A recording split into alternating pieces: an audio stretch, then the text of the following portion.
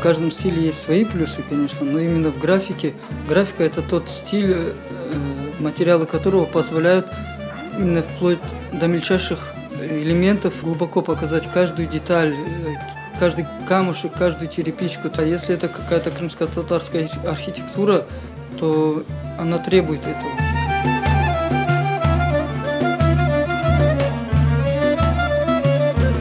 Больше нравится в пейзажах, именно в архитектуре, тот Крым, который уходит, к сожалению.